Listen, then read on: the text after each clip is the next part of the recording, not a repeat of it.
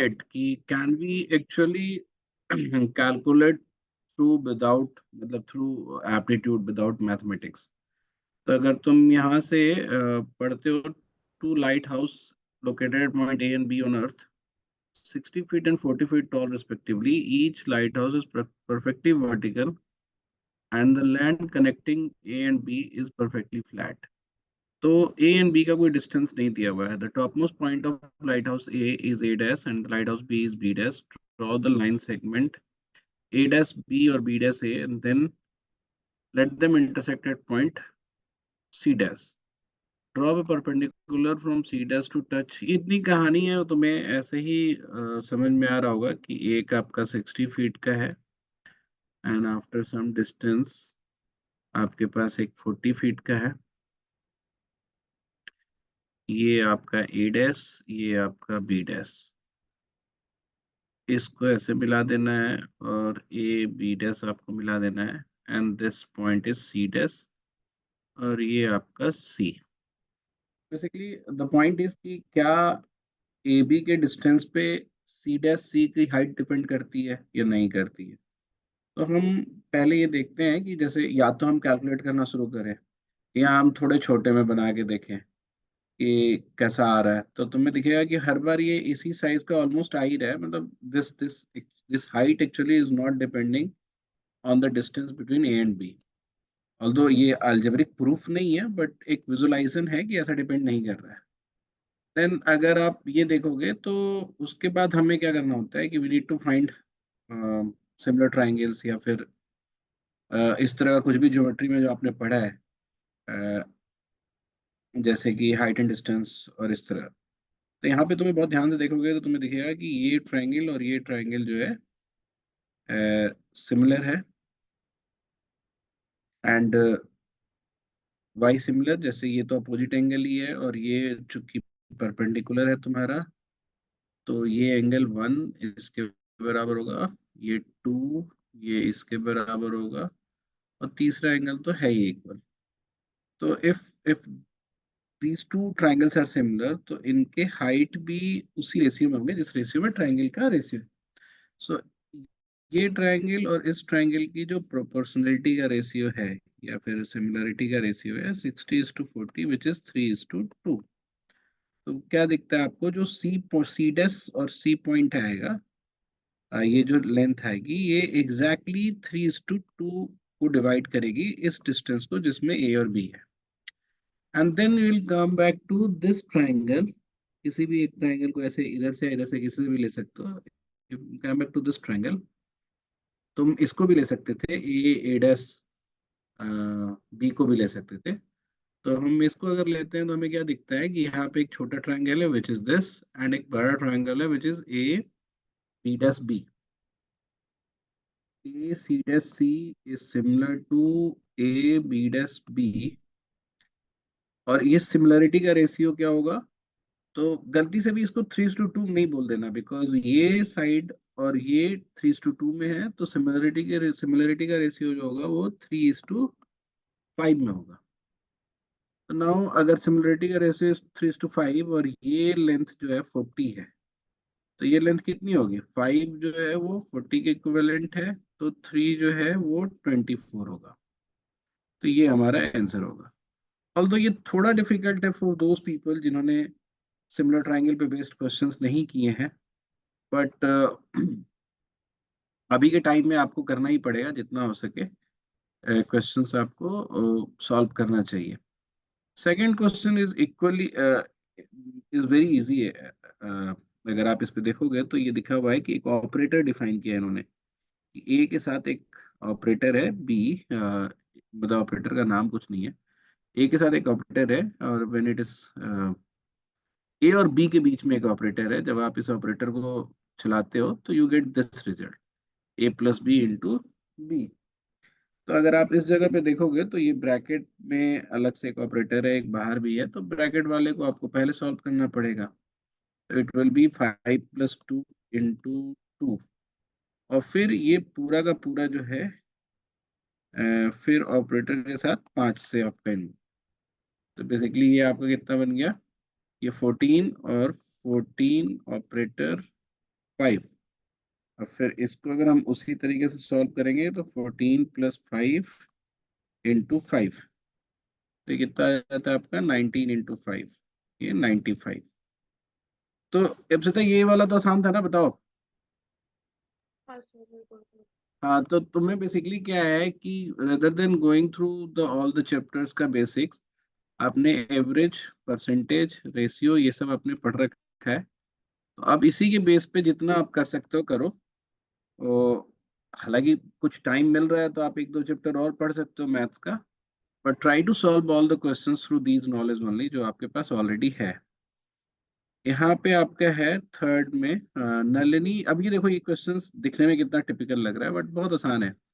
Nalini has received a total of 600 WhatsApp messages from four friends, Anita, Vinita, Chaitra, and Divya. Veena and Divya have respectively sent 30% and 20%. तो जैसे अगर हम A, B, C, D ये चार friend बना लें, और A and D respectively has posted और sent, sorry B and D है ना, B and D जो है बीना एंड दिव्या। बीना ने 30% एंड दिव्या ने 20%। इसके बाद बोलता है कि while Anita has sent equal number of message as Chitra. तो ए एंड सी जब इक्वल है और इन दोनों का टोटल 50% होगा तो will make it 25 and 25। Moreover Nalini finds that Anita's, Bina's, Chitra's and Divya messages 60%, 40% line से ये रिस्पेक्टिवली है, 60%, 40%, 80% एंड 50% रिस्पेक्टिवली आर जोक। तो अगर आप ए का 50% निकालोगे, यानी 25 का 60% निकालोगे, तो it will B 15% of total. 40% अगर बी का निकालोगे तो ये 12% ऑफ टोटल हो जाएगा। 80% अगर सी का निकालोगे तो 20% ऑफ टोटल हो जाएगा। एंड 50% ऑफ डी का निकालोगे तो it will be 10% of total. बोलता है कि what percentage of jokes received by Nalini have been sent neither by Divya nor by Bina. यानी कि ए और सी से कितना परसेंट जोक भेजा गया है वो देखना। तो अगर आप इसको देखोगे तो ये 35% है ऑफ टोटल। और टोटल जोक कितना है, तो ये आप सारा जोड़ोगे, 27 + 30, 57%। मतलब out of 57 joke 35 is coming from A and C. और इसका परसेंटेज आप कैलकुलेट करके बता दोगे। ठीक है, तो ये भी बन जाएगा। ये ठीक था, आसान था, सर, डुएबल था। 57 कहाँ से आया? हाँ क्या सर। 57 कहाँ से आया? 57 कहाँ से आया, ये पूछ रहे हो? हाँ हाँ। तो ये जैसे ये total A B C D के कंट्रीब्यूशंस थे जो में, इसका टोटल 100 है। और उसमें हमारा 15, 22, 12, 20 और 10, मतलब ये टोटल का परसेंट निकल गया ना, क्योंकि ये 60%, 40% ऐसे हम निकालते जाएंगे। इनका टोटल 57 है। Basically C is getting 57 jokes ठीक। आउट ऑफ देम, है ना। तो यहाँ परसेंट ना लिखने की बजाय आप ऐसे सीधा 57 भी कर सकते हो, that I did actually. Out of them A and C together are sending you 35%, 35 jokes. तो 35/57 जो है वो आपका परसेंटेज में आंसर होगा। तो मतलब फिर से हम वही बात बोलेंगे कि आपके 28 क्वेश्चंस होते हैं, सिंस यू ऑल आर, जिसने भी लेट ज्वाइन किया है या मैथ्स अच्छे से नहीं पढ़ा है, आप जाहिर सी बात है वर्बल और डिसीजन मेकिंग पे आप ज्यादा एफर्ट लगा रहे हो, मेहनत कर रहे हो। तो अगर यहाँ से आप अच्छे खासे नंबर्स ले लेते हो, out of 28 if you are solving 6 to 8 question, तब भी कोई बुरी बात नहीं है। You will be cross the cut off that particular section. और कई चीजें होती हैं दूसरे कॉलेजेस में, अदर देन जैट कॉलेजेस में you will not have that kind of cut of.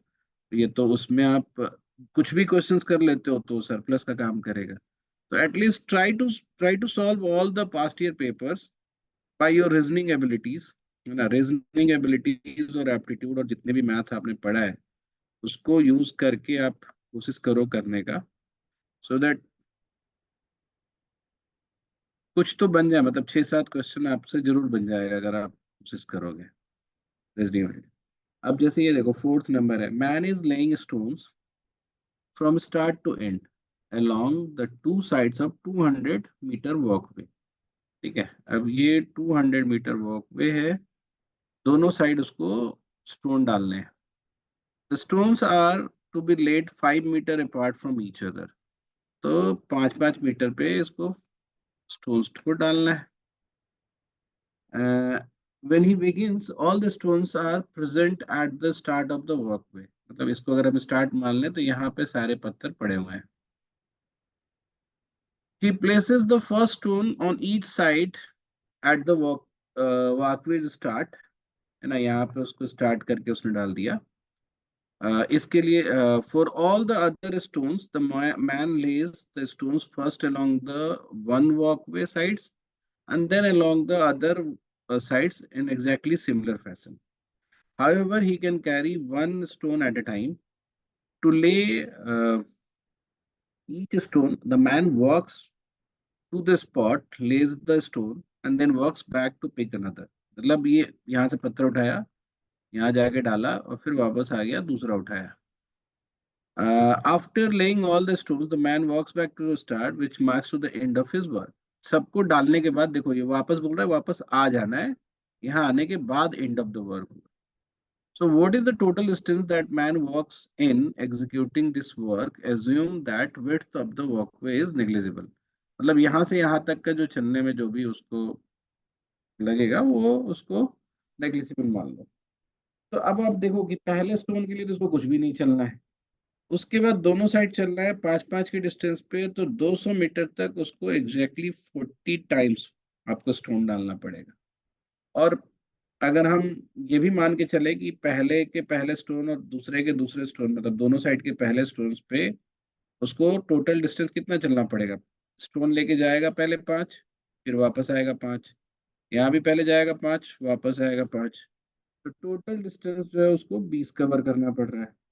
Second वाले स्टोन के लिए इसी तरह से उसको बेसिकली 40 कवर करना पड़ेगा।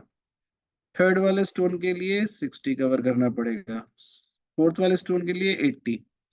इस तरह से आपको क्या दिखा है, ये एक एपी बन गया है।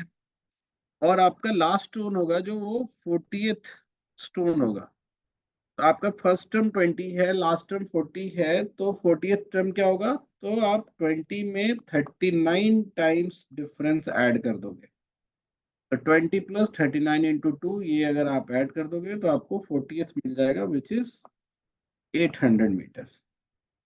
अब आपको इसका सम निकाल लेना है, that will be the total distance जो उसको चलना पड़ेगा। अब इसका सम या तो एपी के फॉर्मूला से आप निकालो, बट आपको पता है कि हम दूसरे तरीके से भी सोच सकते हैं, विच इज पहले फाइंड द एवरेज। पहले एवरेज फाइंड करेंगे और उसको 40 से मल्टीप्लाई कर देंगे, because number of terms are 40। तो एवरेज सर आपका हो जाए। 800 कैसे आया यहाँ पे 800?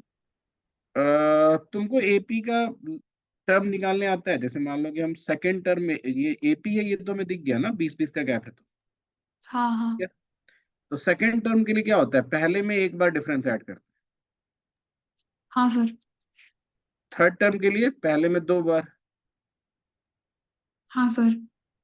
तो एक मतलब बेसिकली पैटर्न डेवलप हो गया ना कि अगर nth टर्म चाहिए तो फर्स्ट टर्म में n-1 टाइम्स डिफरेंस ऐड करेंगे।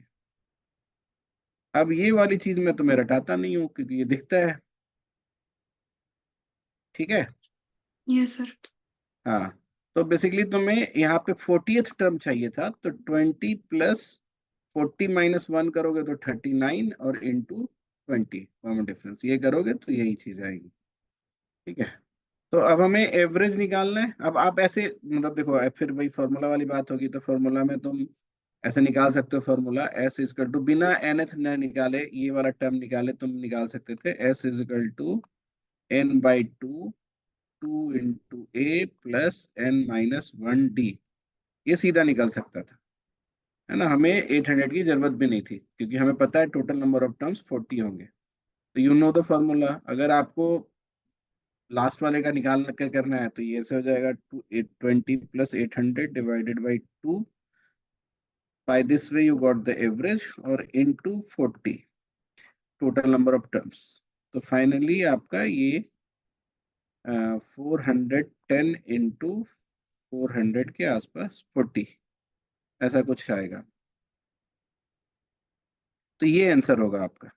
अब यहाँ ध्यान रखने वाली बात ये है कि अगर यहाँ पे ये लाइन नहीं लिखी होती, after laying all stones the man walks back to the start which marks the end of the work, अगर ये नहीं लिखा होता तो हम सेकेंड रो के अगर लास्ट स्टोन को यहाँ डालते तो यहाँ पे काम खत्म हो जाता है।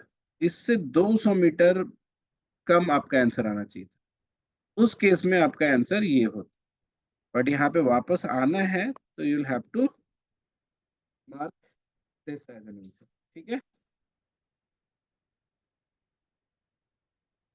समझ में आया? ज्यादातर क्वेश्चन जो है वो कॉम्प्रिहेंशन वाली बात है। You if you can comprehend you can also solve. अब नेक्स्ट क्वेश्चन हम पढ़ते हैं। थोड़ा जैट में ये होता है कि they write more for a question, मतलब एक ही क्वेश्चन को लिखने की मतलब पूछने के लिए बहुत सारा चीज बोलते हैं। तो दिस हेल्प्स ऑल्सो, और कई बार ये कंफ्यूज भी करता है। अभी देखो जैसे लिखा हुआ है, two friends Ram and Shyam starts at the point same time. Ram travels straight north at the speed of 10 kilometer per hour. Sam travels straight east at the twice of the Ram. अब अगर हम इसको फिगर बनाना शुरू करें तो आप क्या देखोगे कि यहाँ से श्याम जाएगा ईस्ट में और ऊपर राम जाएगा नॉर्थ में। ठीक है, राम जो है 10 किलोमीटर पर आवर से जा रहा है और श्याम जो है 20 ट्वाइस है तो 20 किलोमीटर पर आवर से जा रहा है। इसके बाद बोलता है कि after 15 minutes Shyam messages Ram that he has just passed by a large telephone tower. 15 minute में 20 किलोमीटर पर आवर के हिसाब से कितनी डिस्टेंस ट्रेवल करेगा? 5 किलोमीटर का। अब इसके लिए अलग से तुम्हें कैलकुलेट करने की जरूरत नहीं है। देखो 20 किलोमीटर इन 1 आवर, 1 आवर क्या होता है? 60 मिनट्स। तो अगर 15 मिनट की बात की है तो 60 मिनट्स का 1/4 है, तो जाहिर सी बात है 20 का 1/4 जो होगा वो 5 होगा। तो वो 5 किलोमीटर ट्रेवल करेगा। एग्जैक्टली 5 किलोमीटर पे, जैसे हम यहाँ पे ये डिस्टेंस 5 किलोमीटर ले लें तो ये हमारा टेलीफोन टावर हो गया। तो उस टाइम पे राम जो होगा वो 2.5 किलोमीटर पे होगा। अब इसको अलग से कैलकुलेट करने की जरूरत नहीं है, जैसे डबल स्पीड है तो हाफ डिस्टेंस होगा। तो हम 10 को लेकर उसका 1/4 करें और फिर 2.5 करें, वो भी आप कर सकते हो। एंड सिंस आई नो कि श्याम की स्पीड डबल है तो राम जो है उससे ज्यादा डिस्टेंस ट्रेवल करेगा। तो ये 5 और 2.5 पे यहाँ पे आपका टेलीफोन टावर है। फिर बोलता है कि after another 50 minute Ram message Shyam that he is just passing by A old banyan tree.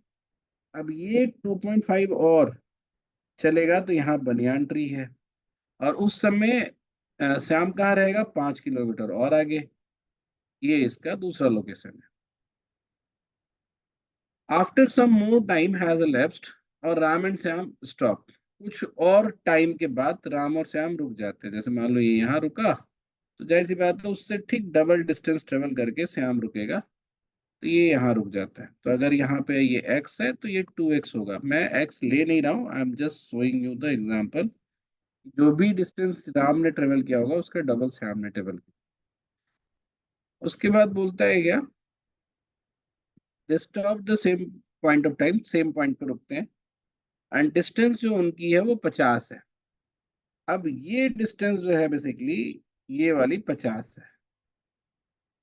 ठीक है, तो बोलता है क्या कि how far is Shyam from the banyan tree. Banyan tree से कितना, मतलब यहाँ से ये डिस्टेंस कितना है?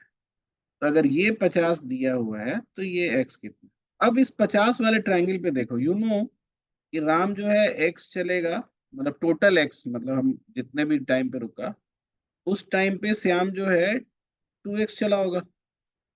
तो अगर ये 50 है तो 50 कैसे आएगा आपका? x² plus 4x² is equal to, मतलब इसका रूट अंडर जो है वो 50 होगा। ठीक है, तो कर ही लेते हैं। 5x² इज इक्वल टू 2500 और x² इज इक्वल टू 500।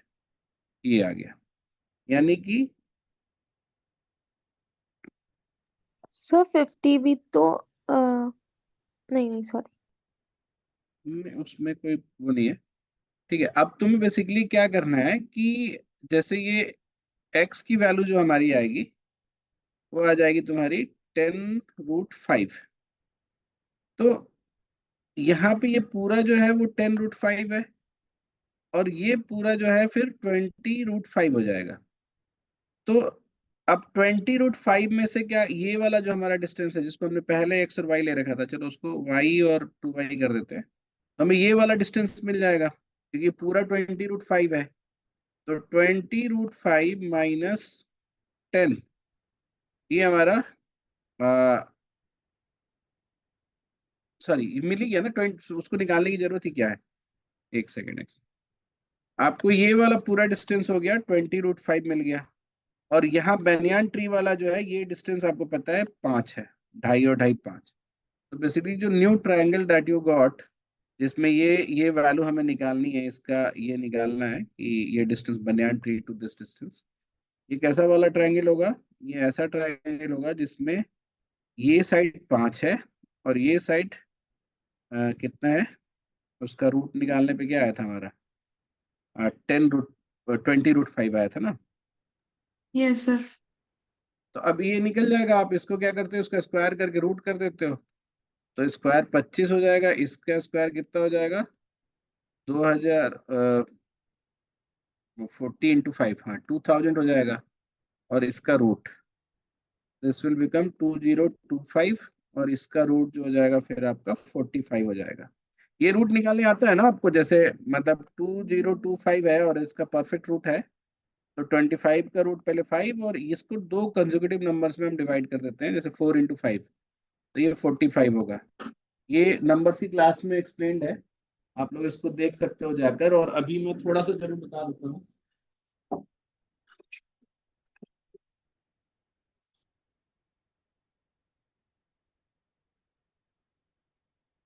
अभी मैं थोड़ा सा बता देता हूँ कि 5 वाले नंबर के स्क्वायर में what advantage that you get.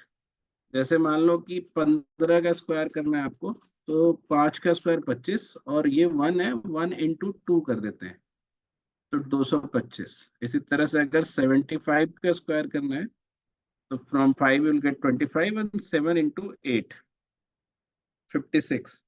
तो इसका रिवर्स भी जाना होता है ना, जैसे मान लो कि 7 × 2 = 5, किसी ने बोला कि इसका रूट निकालो, तो ये सर 25 से 5, और 72 जो है वो 8 × 9 होता है, तो ये 85 का स्क्वायर होगा। ठीक है, तो ये बस अभी ऐसे ही छोटे में बता दिया, क्योंकि आपकी जो ट्रायंगल थी वो आप मतलब सॉरी जो फाइनल वैल्यू आ रहा है वो रूट कितना आ रहा है 2025, तो वो वैल्यू हमारा जो होगा वो 45 का होगा। ठीक है, तो थोड़ा टिपिकल तो नहीं कहेंगे, बट हाँ मतलब प्रैक्टिस करोगे तो you will be able to deal such kind of complexity, because maths wise या कंसेप्ट वाइज कुछ बहुत ज्यादा नहीं यूज हो रहा है। टोटल पाइथागोरस थ्योरम पे ही था। अब इस क्वेश्चन को देखो, ये बोलता है rectangular swimming pool 50 metre long and 25 metre wide, its depth is always the same along with its width and linearly increasing along its length from 1 meter to 1 into 4 meter to at the another end। तो अगर इसको अगर visualise करो तो ऐसे समझो कि एक ऐसा स्विमिंग पूल है, ये लेंथ अगर हम मान लें, तो यहाँ पे विड्थ के पहले एक साइड पे इसका 1 मीटर का है डेप्थ, और एक साइड पे इसका 4 मीटर का डेप्थ है। अब ऐसा समझो कि ये आपका एक फेस दिख रहा है, आप इसी को एक्सटेंड कर दोगे तो your swimming pool be like this. तो यहाँ से ये मतलब यहाँ से ये ऐसे गिरता हुआ होगा। तो इस पूरे पिक्चर को ऐसे ना ध्यान देके आप ऐसे समझो कि अगर मुझे केवल इतना हम बनाते हैं कि एक साइड से ही दिखे, तो आपका ये 50 है, ये 1 है, ये 4 है, और ये आपका ऐसे डिक्रीजिंग मतलब इंक्रीजिंग डेप्थ है। तो आप इसको दो पार्ट में बांट लो, एक आपका क्यूबॉइड बन गया ये वाला, और एक वर्चुअल क्यूबॉइड बन गया which is not complete but half. तो ऊपर वाले क्यूबॉइड का वॉल्यूम कितना होगा? 50 × 25 × 1, length into breadth into height. और नीचे वाले क्यूबॉइड का भी वही होगा, 50 × 25 × 3। ये 3 है, अगर ये 1 है तो ये 3 होगा, क्योंकि टोटल 4 है। और इसका हमें ले लेना है half, because it is not complete, ये आधा ही होगा। तो इन दोनों को अगर आप जोड़ोगे तो व्हाट विल यू गेट? 50 × 25 हो जाता है आपका, कितना हो जाता है? 1250। और ये हो जाएगा आपका 25 × 25 × 3, तो 625 × 3 जो हो जाता है आपका सर 1875। इसको आप ऐड करोगे तो 3125, ये आपका आंसर आ जाएगा। तो ये तो हम लोग के मतलब ये इतना बेसिक है कि आई थिंक दिस क्वेश्चन और similar to this question, I think it has been asked in Cogent aptitude वाले एक बुक में भी है, जिसको मैंने बताया कि तुम्हें कि उसकी जो क्वांट्स है वो बेसिकली टेस्ट लेवल का होता है। ये बहुत सिंपल सा था। ठीक है, सर डिसीजन मेकिंग के डाउट्स थे। रुक जाओ, ये एक दो पेपर को कर लेने दो पहले, कुछ जितना हो पाता है। इप्सिता तुम हो यहाँ पे? Yes sir. स्वप्निल, राजेश्वरी, सब लोग यस जरा सर। सा इसको जो है कंप्लीट करो, इस तरह से पेपर कंप्लीट करो। मतलब ऑफ कोर्स जितना मैं कर रहा हूँ उतना नहीं होगा तुमसे, बट यू विल फाइंड कि कई बार इतना भी टफ नहीं होता जितना आपका वो है। मतलब सारे क्वेश्चन टफ नहीं होते, 6 7 8 क्वेश्चन जो है आप बहुत आराम से थोड़ा थोड़ा सोच के निकाल सकते हो, है ना। ये थोड़ा आपको इसके लिए प्रायर नॉलेज की जरूरत पड़ेगी। अ, ये बहुत इजी है, गरिमा विल से दैट। गरिमा बताओ, इसको पूछा था ना तुमने? हाँ सर पूछा था, ये रिमाइंडर वाला बट नहीं हुआ था। रिमाइंडर वाला नहीं हुआ तो कोई बात नहीं, मैंने बताया ना इसमें मैथ्स चाहिए होगा थोड़ा, मतलब थोड़ी रिमाइंडर की अंडरस्टैंडिंग चाहिए होगी। तुम अभी तो हाँ हम उस तरीके से कर रहे हैं ना, जिसने कुछ नहीं किया है मैथ्स में वो कैसे करेगा। तो नाइन्थ वाला अगर तुम देखोगे तो 6 drums are use to store water, 5 drums are equal capacity, equal while 6 drum has double the capacity of each of these 5 drums. One morning, 3 drums were found half full, 2 were found two-third full, and one found completely full. It is attempted to transfer all the water to the smaller drums. How many smaller drums are adequate to store the water? तो basically इसमें क्या करना था तुम्हें कि 5 drum अगर तुम ऐसे लो सेम साइज का, और 6 वाले को इसको डबल ले लो, यही तो बोला है ना।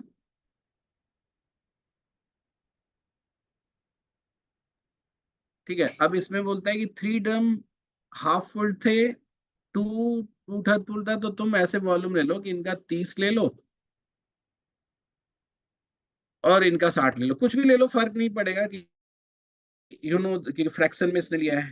तो इसमें से 3 ड्रम जो है वो हाफ फिल्ड है, यानी कि 15 15 15 है। दो जो है टू थर्ड है, यानी कि 20 20 है, और एक को पूरा लेना है तो ये वाला ले लो, 60 वाला।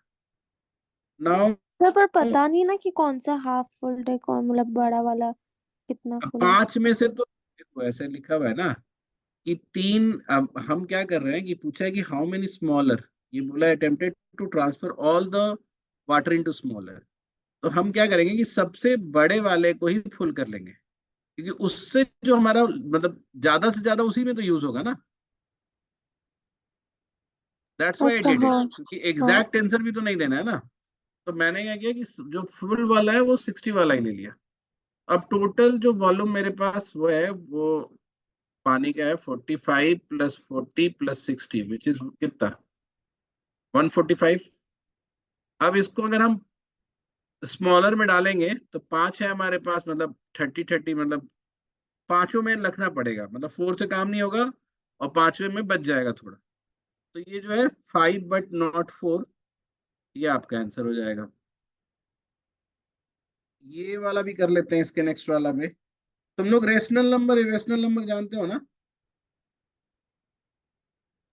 हाँ पता है? सर। हाँ कल ही रेशनल नंबर, करवाया था।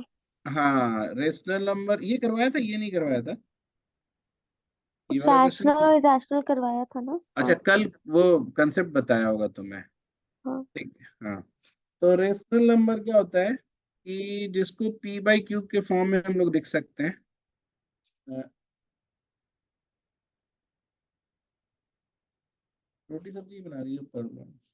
पी बाई क्यू के फॉर्म में हम लिख सकते हैं जिसमें, और रेशनल नंबर होता है जिसको पी बाई क्यू के फॉर्म में नहीं लिखा जा सकता। और जितने भी नेचुरल कांस्टेंट होते हैं जैसे पाई हो गया, ई हो गया, ये सब रेशनल नंबर होते हैं। जिसका रूट ना निकले वो भी इरेशनल नंबर होता है। ठीक है। तो अब अगर इसमें ध्यान से देखो कि इसमें बोलता है क्या, और हाँ इरेशनल नंबर का जब हम डेसिमल वैल्यू लिखते हैं तो नीदर इट्स टर्मिनेट्स और नॉर इट विल रिपीट। तो नॉन रिपीटिंग नॉन टर्मिनेटिंग वो होते हैं, इसके डेसिमल्स होते हैं। तो अब अगर आप इसको एक एक करके सॉल्व करने की कोशिश करोगे तो जैसे ये लिखा हुआ है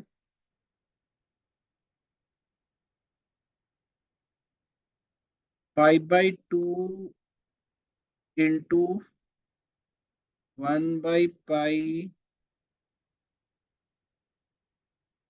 +1 -पाई/2।